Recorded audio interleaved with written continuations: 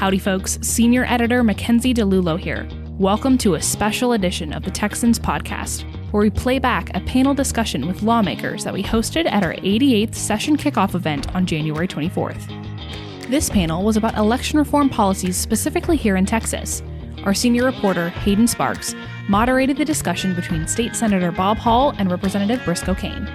We hope you enjoy listening to this conversation, and be sure to subscribe at thetexan.news to always be the first to have an insider's look at Texas politics and policy making. Welcome back, everyone, to our election integrity panel. Thank you for being here today. We have with us here today State Representative Briscoe Cain, a Republican from Deer Park, and Senator Bob Hall, a Republican from Edgewood.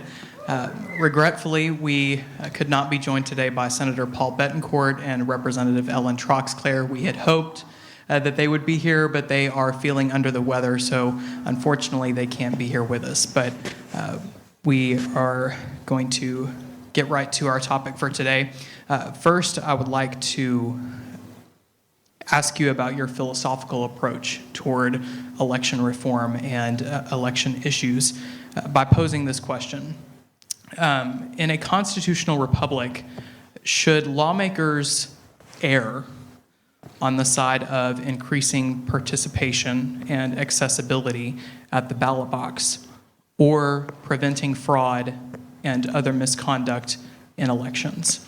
And once again, the question is, in a constitutional republic, should lawmakers err on the side of increasing participation and accessibility at the ballot box, or preventing fraud and other misconduct in elections? And Senator Hall, will begin with you. Are you asking which should be more important between the two? Yes, sir. I don't think you can separate the two. They go together. I mean, for one thing, voting is one of the most precious liberties that we have.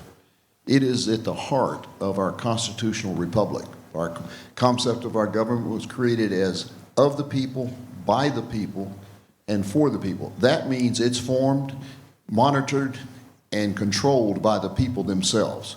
So voting is one of the most important responsibilities our people have. And so it is our responsibility, or government's responsibility, to make sure we have a system that is accurate, that is transparent, and that there is accountability, so that the confidence out there in the people is when they vote, their vote counts. That's what I see the government's responsibility is, and that's the problem we have with our current system. There is no accountability, there is no transparency, and the accuracy of it is unknown. The current system that we have, there are only three things that we know about it. We know who the candidates were. We know that some number of people showed up to vote.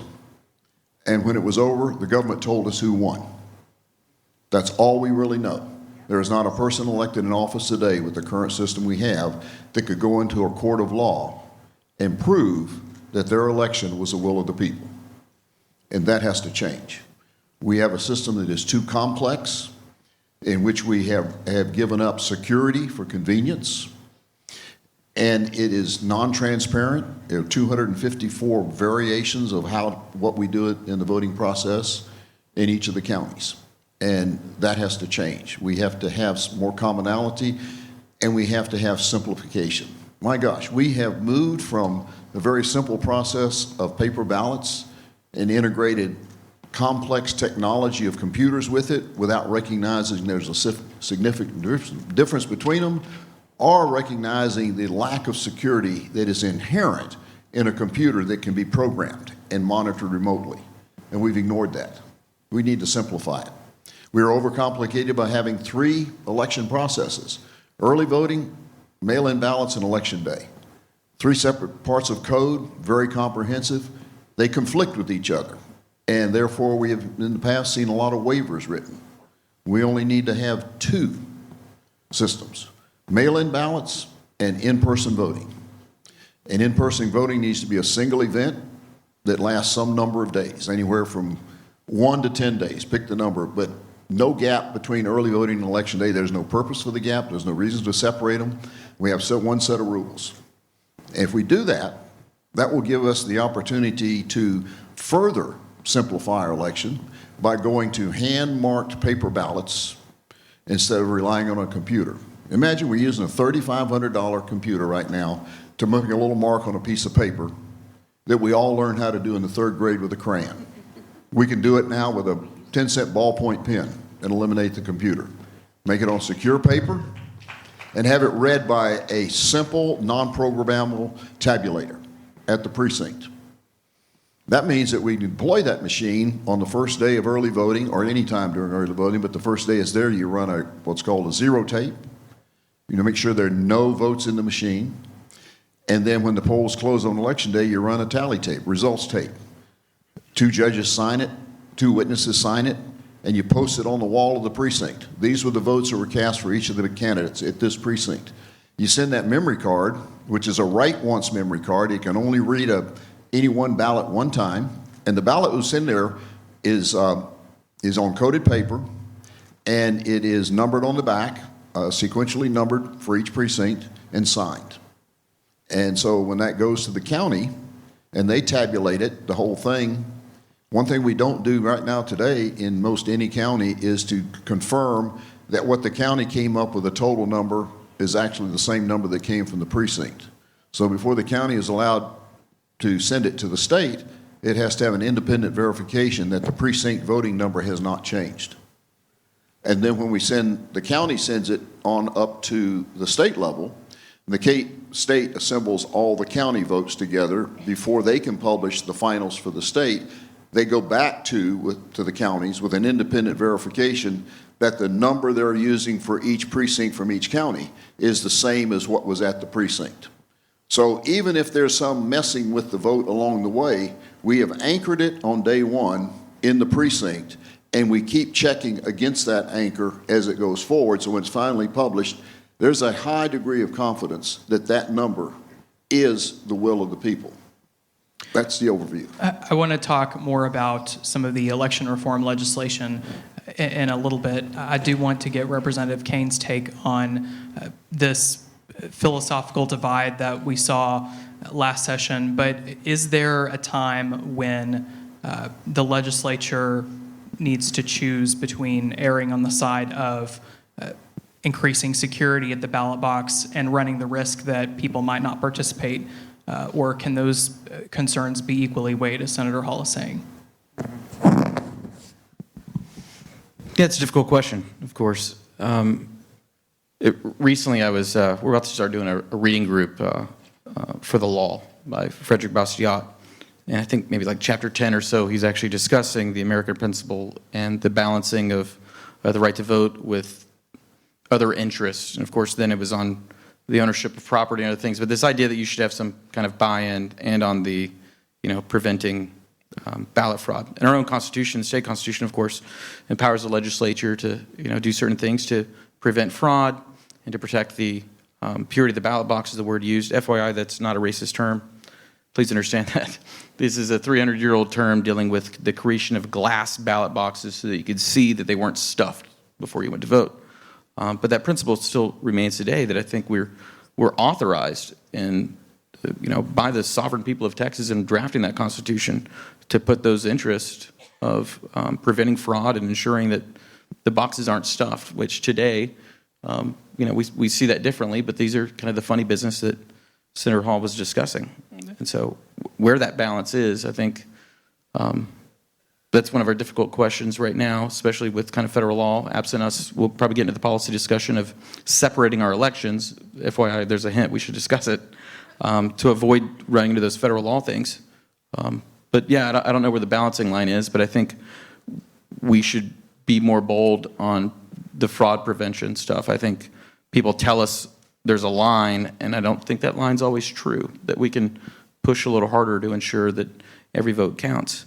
And in discussing voter, I think this creates voter apathy as well on the belief that our votes are secured or the belief that your vote counts. I'm cautious to ever see a point where the government is really just using propaganda to tell people everything's fine when it really isn't fine. And so there's actually a balance there on when our duties are to tell people that it's great and at what level are we satisfied? Like, I'm not sure we can ever make it perfect, right? When we're discussing making sure the votes were done, it's like as best as we think we can. I don't know how close we can get to perfect because there's still a human element. Well, Representative Cain, Senator Hall highlighted some of the possible policy proposals in this 88th legislative session, but as the person who was at the helm of election integrity talks in 2021 during the regular session, did the Election Integrity Protection Act of 2021 accomplish the policy objectives that you hoped for, or is there still work to do? Yeah, there's a lot of work left to do. Sadly, this is our problem with us meeting as often as we do, and sometimes we have to. We think these things will work, and we do it. You want to go into the details of what I thought would work and didn't work right now? Absolutely. A lot of our issues are with the enforcement of our laws. So we can create these laws if no one's following them. There's a problem. And one thing we were seeing is we'd written things for you to be able to bring a challenge or something, and the courts would always say, not enough time or something. And so in SB 1, which was in House Bill 6, and SB 7, we crafted things that created accelerated dockets, right? Within certain time of an election, that election lawsuit took precedent over everything except for death penalty cases, meaning it was supposed to be, expedited. And I would see cases where courts really recognizing this purpose. And so for me right now is this frustration, how do we get the courts that when we say, as long as it's filed by this time, you're going to get a hearing and this thing's going to be resolved? Because today my real concern is about enforcement. Again, and you see that on everything else. You see it on social issues, right? We can make these crimes, but the DAs aren't enforcing it. What do we do? And so I'm still kind of back to the drawing board on how do we get the courts to, follow the laws that the legislature wrote, and how do we get real-time enforcement? Sadly, Betancourt's not here. He'd be talking about his election marshals, but I think there's, still more to be done on civil enforcement, allowing for people to stand up for their rights when the government is not willing to enforce those policies. Senator Hall, you touched on this a little bit, and Representative Cain referenced it as well, but you've filed a bill that would create a boundary, so to speak, between state and federal elections. Can you expand on that proposal a little bit? Yeah, what we're looking at is federal government's talking about changing some of the rules in it, and kind of look at it like we did Second Amendment. This is Texas. We have Texas gun laws here because we recognize and believe in our Second Amendment. We believe in the amendment that allows us free elections. And so what we're looking at doing is separating federal elections from state elections only legally. They would still take place at the same time, but the rules under which we would vote for state, everything but the federal offices, would be Texas law. The federal government was coming up with some harebrained scheme that they've been talking about, and I have no idea what they're going to come up with next. But whatever they would come up with, whether it has to be with the idea of ranked voting or absurd things like that, we may have to do that at the federal level, but we don't have to do that at the state level. And so the purpose of separating is make sure that we control our elections to make sure that they are fair and be the result of the will of the people, and not have the federal government drive it. We'll do it like we did with the amendment the change we made that says that no federal gun law that exceeds the Texas law can be enforced by law enforcement in Texas. We just do the same thing with the elections. Yeah, maintain our sovereignty. It's one way to do it. By the way, Representative Mike Schofield from the Katy area in Harris County was really kind of brought this, at least to my attention, that this problem and how to avoid, because the HR 1 was moving during the regular session last time, and there was a lot of discussion of it, and so thus we were trying to get ahead of it and fix problems, all at the same time thinking the federal government was about to kind of undo everything we were doing. But if you vote, I think today, here's an example of it, if you have a city or a school board election on the same ballot, you go and vote, you'll actually see those. That's a separate election. And you would almost not even notice it. There's a way to do it where it would just, absent us going to paper, I don't know how it would look if we went on hand marked, but on the machine, you would never even realize that you were voting in two different elections. They're actually just separated in the background. And so you you'd have to follow, federal elections, because that's in the U.S. Constitution. But at that point, going forward, we could easily follow the rest to be state, and different rules apply. So it can absolutely be done, and I think it is a must that it be done, that we get away from federal court opinions on election matters, and to stop having, our freedom and our rights, subject to, the whims of federal courts. And so, yeah, we have to separate the elections. We have revisited last session, and I want to talk about a specific provision of the Election Integrity Protection Act concerning illegal voting. The legislature downgraded the penalty for some types of illegal voting from a felony to a misdemeanor. Do you think that's something that needs to be restored back to a felony? Representative Cain. Yeah. Well, so the Republican Party of Texas and their legislative priorities, that is listed as number one, is restoring the criminal penalties. It may not be popular, but I'm going to say it anyways because it's what I do. Is I'm afraid that we've put the grassroots have put a lot of energy into that one thing, and that there's way more important things that we should address, and allow me to explain. In counties with DAs that aren't going to prosecute, whether it's a felony or a misdemeanor, makes no difference. I am supportive of raising it, but I just want you to understand. Criminals, I'm not sure, are questioning themselves whether or not to commit a crime, whether or not it's a state jail felony or a Class A misdemeanor either. So I'm not sure there's actual true deterrent. It makes us feel good, but I'm not sure there's actual deterrent. And so while it's something that should be done, we put a lot of energy into focusing on that. And sometimes there's other things going on that he's going to talk about that are more important to securing our elections and actually go to the heart of stopping fraud versus whether or not an increased criminal penalty is going to stop a bad guy who's already a career criminal from committing more crimes. I've also heard stories from some judges, this is not related to elections, but certain crimes, and I see some folks in the audience that may know better than me that are hesitant on prosecuting things because in their own opinion it's too high of a crime. Now, they shouldn't be doing that. That's not their role, but we see it occurring. And so I'd rather see more civil things to go after it, because, of course, that person can take a plea deal, or there's all kinds of things that could go wrong with that crime, or a DA not enforcing it, for us to ensure that things are being forced. And so we'll probably talk about that more, allowing on civil causes of action. These are things that's why the heartbeat bill was so revolutionary, is to bypass those DAs. And so, yeah, we should increase the criminal penalties, but I'm not expecting that to be the cure. So if we increase it, I don't think we're going to stop the fraud tomorrow or something. I'd love to see some numbers on it. Like, before it got decreased, did that crime change? Or did more people start committing the crime because it became a Class A misdemeanor or something? I'd really love to know if it actually is working. It's an important policy, and the grassroots, we've heard you, it's going to be done. But I just hope that, does it make sense where I'm going, that there's way more important things we should be doing? It's an interesting point that someone who's considering voting illegally is not necessarily contemplating, well, it was a felony last year, it's a misdemeanor this year, okay, I'm going to go ahead and do it. That is an interesting point, but Senator Hall, I do want to give you the chance to weigh in on this as well. I think it's right. You can make an argument on both sides of it. We definitely have to have penalties. I'm okay with stiffer penalties, because right now I don't think we have near enough, that there are a lot of things to be done, and there's no penalty for doing it.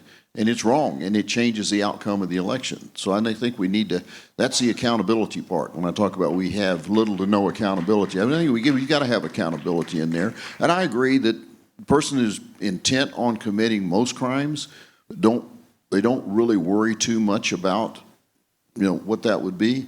But I think this is in an area where if it's the difference between getting your hand slapped in a misdemeanor or finding themselves behind bars for some period of time, may not stop it all, but I think it will deter a good many of it. So I'm okay with it. So clear, I'm supportive of raising it. I just want people to know that that may not be the cure-all or the answer, that there's still some of the solutions, and it's one thing both chambers of governor are wanting to see is rogue DAs not enforcing law. How do we get rid of them? And so our goal should be on enforcement and allowing this real-time enforcement of when issues happen, that you can get into court or somebody can do something about it, because the elections are happening, as people should by now know. And if we don't solve the problem before the end of the election, there's really little we can do about it. Representative Cain, you are in a county that makes a lot of headlines, and I want to address Harris County particularly because the elections in Harris County have been the subject of court orders, lawsuits, controversy because of accessibility issues, late ballots, and accusations of politically motivated decision making. In fact, I believe in Harris County, the county officials there were the only officials not to have turned in the election results 2 days after the election to the Secretary of State. What can be done, if anything, from your perspective at the legislature to address the fair and impartial administration of elections in large urban counties? Mm-hmm. I really wish Senator Betancourt was here to discuss this because this is his area. He's very, very passionate. He could also fill the rest of our time with his passion on it. But he's right.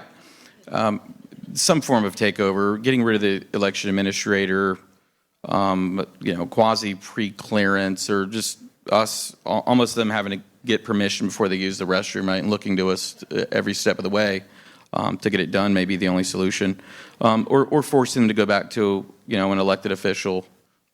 Whether it's through the tax assessor, somebody that's accountable to the people. I've always struggled with the idea of an election administrator. It just never really made any sense. I mean, that a clerk, your county folks could just hire somebody to do that office. I don't know why it's separate or where this idea came from. But we should probably, limit it, and any new counties want to do it. I think the people in those counties should maybe be really hesitant about adopting an EA. There are EAs in counties that have done a great job, and it's not a blue county problem.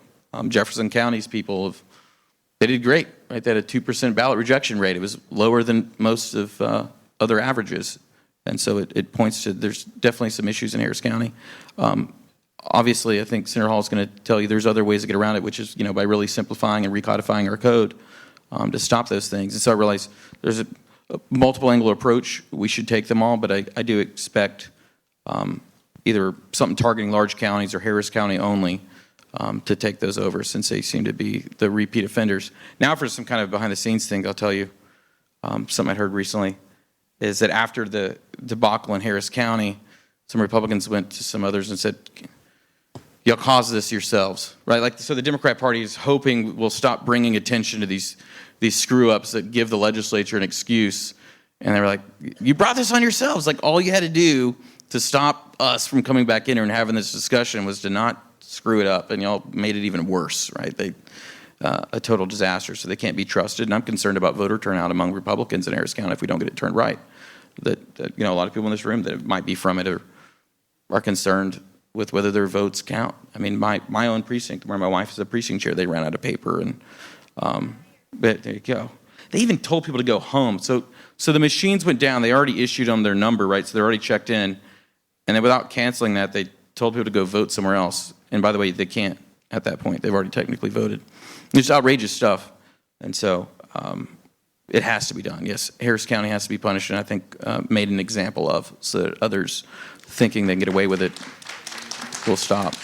So when you say Harris County needs to be punished, are there things that need to be done retroactively as well to address things that have happened in the past? I mean, I hear y'all saying yes. I don't know if we can retroactively go back and fix things. Those are great ideas. Well, and that's why I asked, because I was curious if this was something that you had in mind in terms of what happened in 2022 or prior elections. Mm-hmm. But there are crimes that were committed. I mean, there are criminal actions that occurred in Harris County, and there's times those statute of limitations have not told, and so I hope we can, get some prosecution and get some people fired. But again, an example needs to be set. This is kind of one of those things that, where I do think rational actors will see what happened to Harris County and decide that they should play by the rules. Senator Hall, I want to invite you to weigh in.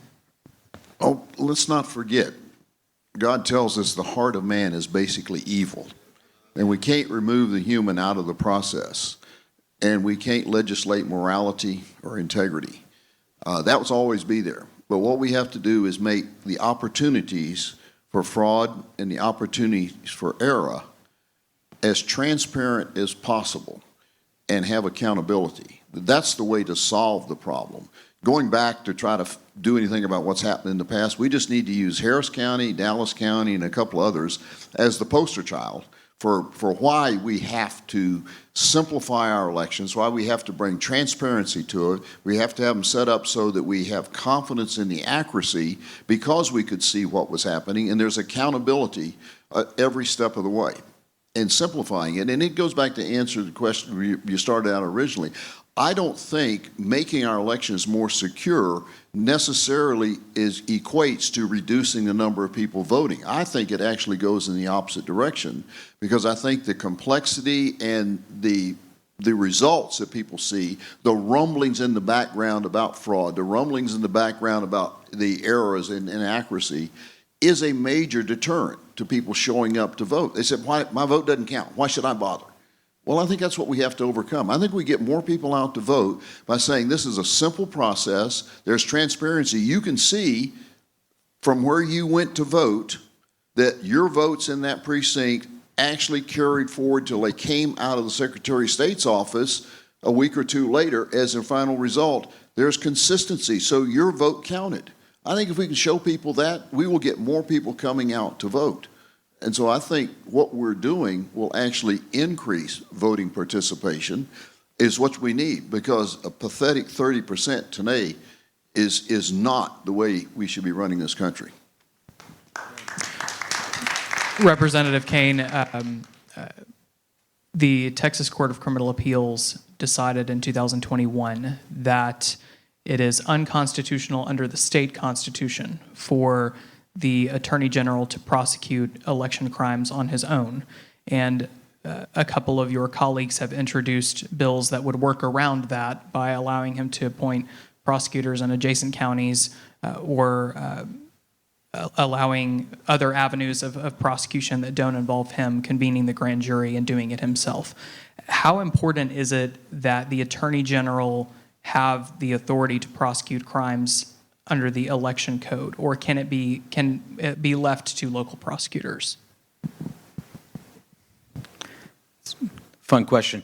Absolutely, it's important, but I think we got to recognize the political realities that you're not going to be amending the Constitution, that there's not 100 votes in the House to undo that or change it, and because of that, we've got to look at alternative means.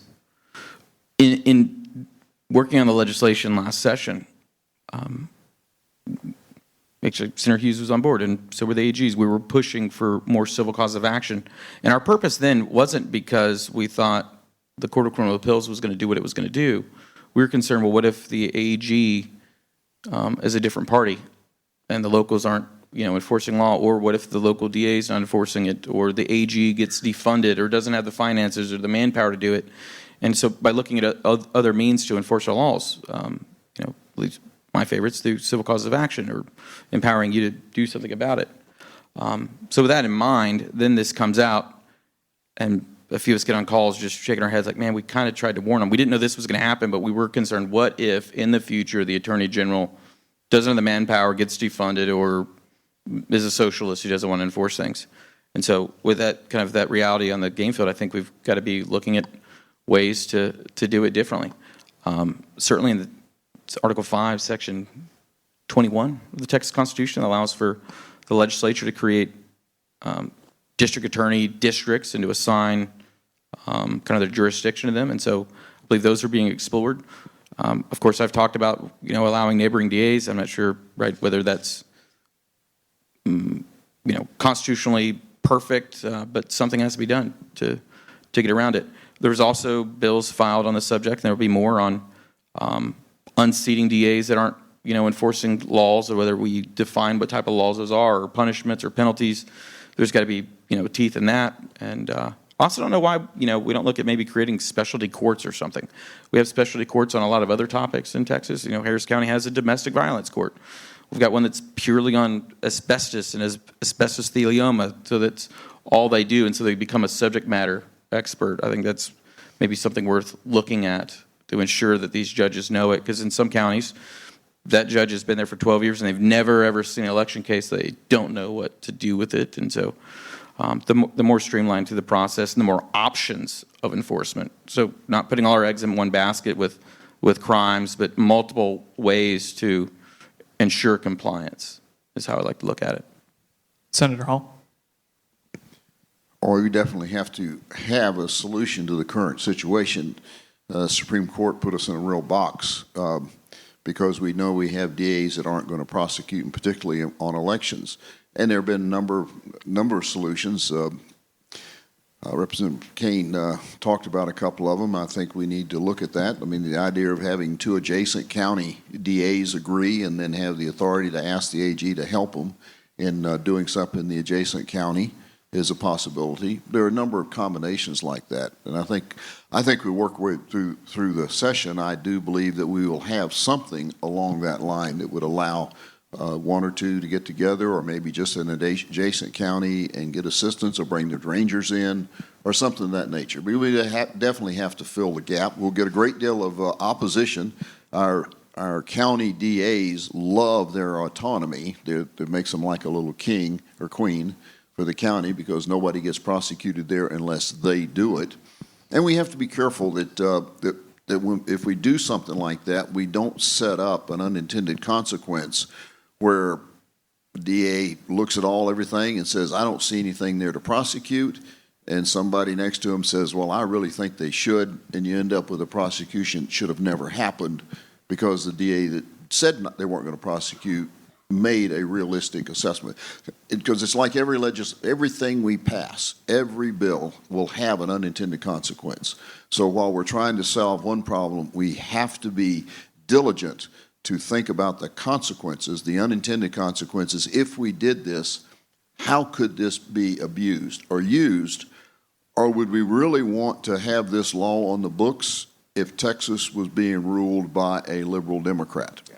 And that will throw cold water on a lot of what sound like good ideas to solve a problem, that the solution will turn out eventually possibly worse than the problem we're trying to solve. Yeah, in other words, the question for liberty-minded legislators is often, what would we think about this power being in the hands of our political opponents? And if the answer is I wouldn't like that, then you probably should avoid it, because we recognize that times change, and parties change, and egos change, and someone being mad at you, right? We're looking at look what the FBI is doing to conservatives right now, because it's been weaponized. And so, yeah, we do have to be cautious on it. But I would say a more than one approach, meaning so not to put all our eggs in one basket again. So if it's whether it's neighboring DAs or not, I think we should look at multiple avenues as backup plans in case something happens. That was a lesson learned. Look at the integrity unit that was in Travis County. That was a unmitigated disaster for conservatives. Senator Hall, I do also want to ask about the implementation of the Election Integrity Protection Act. And we've talked a lot about big city DAs and the fallout from the law.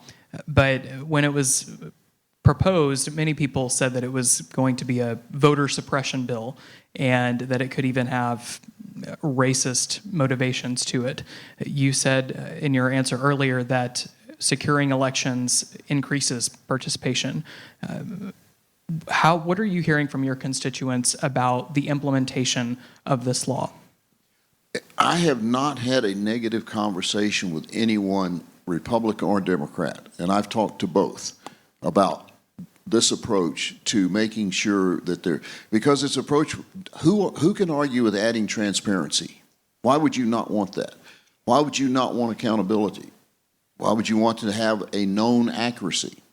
I'm not talking about trying to shut our polls early or placement of where the polls are or the things that they said, no voting on Sunday morning and things like that were viewed as voter suppression. This is transparency. This is openness. This is simplicity. This is something that, I've been careful to try to, every piece of it, to structure it. So, and I looked at it, how would this suppress the votes? And the only thing I came up with was reducing the voting period from what we would have today with early voting election day, about 14 days, of saying we can do that in 10 days. And that would be just an opinion on it, because we looked at it, we said we extend the hours on a daily basis and we can deliver the same number of available voting hours as we could with the longer period. So each piece of it we looked at is, could this be interpreted? It will be. I'm sure for those that just don't understand it and just don't want to make a change, those that think, we've got control of the system now, we'll get a lot of opposition from the people inside of Harris County, inside of Dallas County, inside of Bexar County, and the other big counties where you have people that say, hey, I'm in control of this thing and I can make it work the way I want it to work. I don't want any change. So they will accuse us of it being voter suppression, and they will attack it on that basis. But anybody that's objective and has even a modicum of honesty and integrity in them won't find anything like that in there. They'll see that this is truly a system that opens it up, that gives a great deal of confidence that their vote will count. Yeah, the only thing I saw, at least, and of course I'm in Harris County, so I heard about it, is the election administrators or, clerks, et cetera, just not doing it right. It wasn't SB1, it was that they were doing it wrong. So with the ballot rejections and the matching of numbers, no other large counties were having these problems that have a similar population, right? And maybe a similar, demographic of Spanish speakers or people that they're trying to say this only hurt. When we look at the other counties, there was no problem like that. And so, again, it was really on the implementation of it. And I think that's why Senator Hall has so many great ideas on kind of standardizing and saying, here's the step process so that you can't screw it up, because they always come to us. But by the way, there's a lot of ambiguity and gaps, and it's unclear, and so that's why we really almost need a recodification at some point, which takes a lot longer than a single session to do. And I'd love to see maybe even a committee put together to begin doing that so we can clear all this up and they can stop having excuses for their malfeasance. But it wasn't for that to blame, and I think we've seen data showing that after each session, especially in recent years when the legislature's done that, it's increased turnout. I think the cleanup of the code will actually be a little simpler than what we thought, because when I sent it to the Ledge Council, that was a pushback I got. Oh, this is a lot of code here. I said, no. Just treat the in-person voting as it were a very long election day. Mm-hmm. Just treat it like you do. We'll make it election day that lasts for 10 days instead of 1 day. And they said, oh, yeah, we can do that. Yeah, and by the way, I don't see how the feds can complain about that, because H.R. 1 was a 10-day without a gap either.